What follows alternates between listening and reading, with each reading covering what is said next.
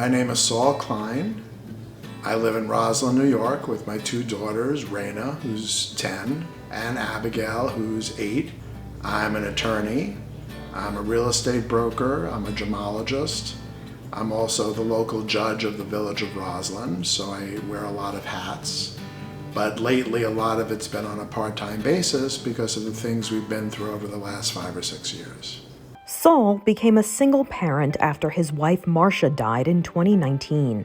The day she passed away was probably the worst day of my life. Sometime in 2018, she wasn't feeling well. We couldn't really get a handle on what it was.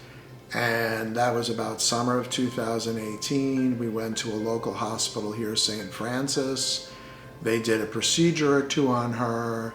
But ultimately in February of 2019, they did a cardiac MRI finally, which revealed this very rare cancer called cardiac sarcoma, which is cancer of the heart. When she was diagnosed, I was devastated. I was looking for a cure. I was calling researchers, but no matter what I did, I spoke to people about articles in Switzerland and England and France and looked for cures. Marsha was a trooper. Marsha dealt with it with grace that I find absolutely amazing. We went to Florida. We did a last family trip to Disney, and I remember her saying, "Why are we using points to go first class? We could go coach." And I remember saying, "Well, they're your points and we should use it." We did a trip to Disney. We did an anniversary trip to Atlantic City. I would not have been able to handle it as well as she did, knowing that I was leaving behind, a husband in his 40s with 2 little girls. I would have been going kicking and screaming and furious at the universe. But instead, she had a celebration of life party, and people even put a book together about the inspirations and the messages and the encouragement that they had given her through the years. So she handled it really well. Cardiac sarcoma is not only rare, it's extremely aggressive. And by that time, it was involved in her left ventricle, and she passed away 5 months later in July of 19. I knew she grew up in Bethpage, New York. She lived there from about 1971 when she was born, and she lived there for about 25 years. Through approximately 1996, she went to the local elementary school, the junior high school, the high school, and then went off to Boston University for college. Bethpage is home to Northrop Grumman, formerly known as Grumman Aerospace Corporation, which produced American military and civilian aircraft in the 1900s. The company supported the community with jobs for decades.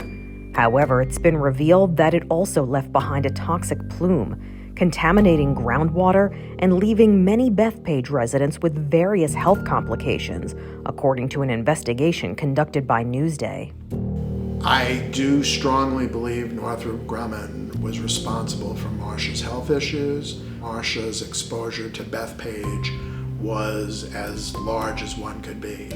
In a statement, the New York State Department of Environmental Conservation tells Inside Edition Digital, prior to the site's donation to the town of Oyster Bay in 1962, portions of the present-day Bethpage Community Park were operated by Northrop Grumman as a series of settling ponds and sludge drying beds.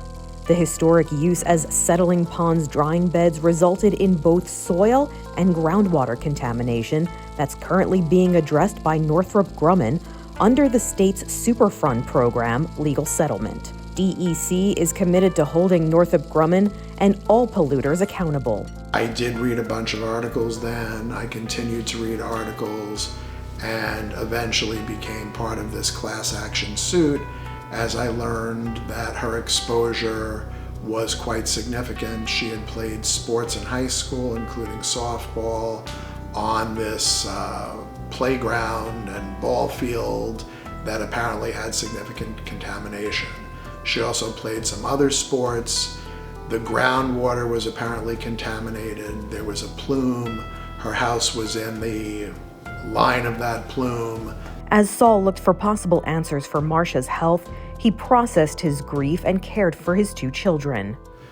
My grieving process has been rough. After she passed away from this very difficult 6 or 7 hours of seeing her gasp for air, I then had to come home and tell my 3 and 5-year-old that their mom passed away. I have a picture in my room of me and her outside in the backyard. I look at the picture a lot. I miss her a lot. I don't think children at 3 and even at 5 understand the finality of someone's death. They knew she was sick. They had seen her lose her hair after she went for a round of chemo. Being a single dad of 2 little girls is not easy.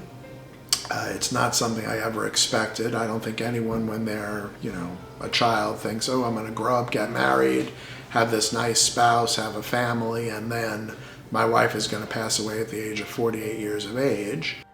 But Saul was about to receive devastating news. I noticed around Raina's 8th birthday, around February of 2022, she was limping. Doctors didn't think much of it, but having been through everything that I had been through with my wife, I knew that I couldn't wait, and I immediately took her to MSK where they did some testing, and it revealed that she had had osteosarcoma, which is cancer of the bone. And we immediately started action there, getting her chemo. She was on chemo for about 9 months, and now I had to stop working and take care of her and her little sister. So that was brutal. And there was also very much ever present on my mind was this whole Northrop Grumman issue that was, to me, causation. These are my crutches. There's a crutch bottom. I change it like once a month. Then this is my brace. I wear it every day, even sleeping. Then this is my sitting brace. It stretches my leg so my leg can go straighter. And then there's a foot piece. I put my foot in this. When I started school again, my friends were really nice and they didn't really say anything about it. But I know sometimes people looked at me because I didn't have that much hair before. And I really care. I mean, I know I look different, but it makes me feel good to see that I'm improving. So I think that I should start walking without crutches and without a limp really soon, maybe before the end of the year. Thankfully, Raina, my daughter, now 10, is doing better, but you expect lightning strikes once maybe, but striking twice seems rather difficult, and I'm concerned that the cancers are so rare that I don't want them to be excluded from any class action, because it's indeed their rarity that, in my layperson's opinion, shows this contamination and what it could have done to the body. And I'm also concerned about other families that lived in the area, that there may be other stories as the years progress of other families where there are multi-generational cancers as well as time goes on. Dr. Jasmine McDonald, an associate professor at Columbia University in the Department of Epidemiology, says environmental toxicants have been associated with various intergenerational effects. When you're thinking about a woman who's exposed, especially at vulnerable periods of time of her life, there can be times where the DNA is changed such that it creates a strong, burgeoning ground for errors to be made that do not get checked.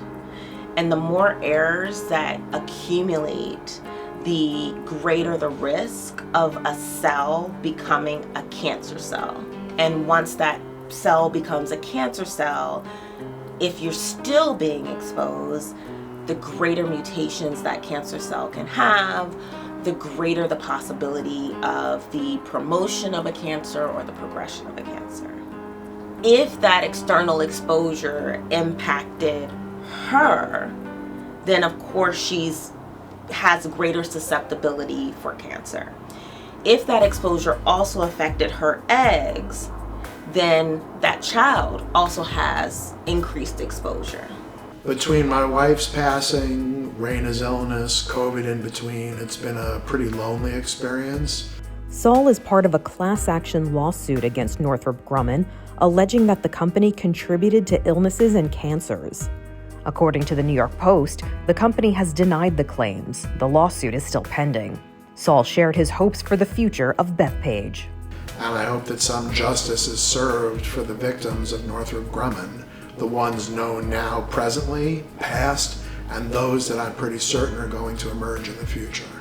I'd like them to own up to what they did, and I'd like them to stop playing games and people having to do this search and rescue mission to find the various things that they dumped in containers and the damage they did to the local environment.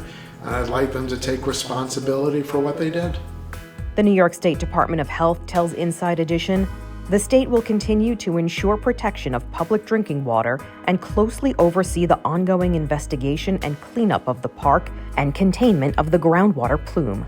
Northrop Grumman denied all claims in an April New York Post report after the Post published an article about a Bethpage family where 3 out of 4 members were diagnosed with cancer.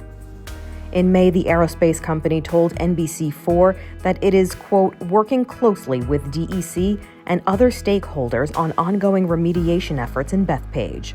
Northrop Grumman did not respond to Inside Edition Digital's request for comment. I've learned flexibility. I've learned a different perspective. I've learned to get up every day and fight as much as possible.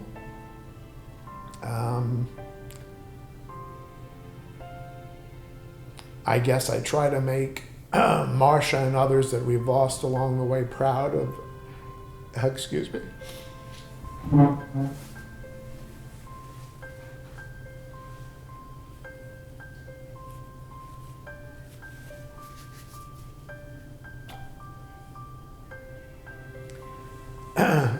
I try to make those that we've lost along the way, especially my late wife, proud of the job that I'm doing taking care of her kids.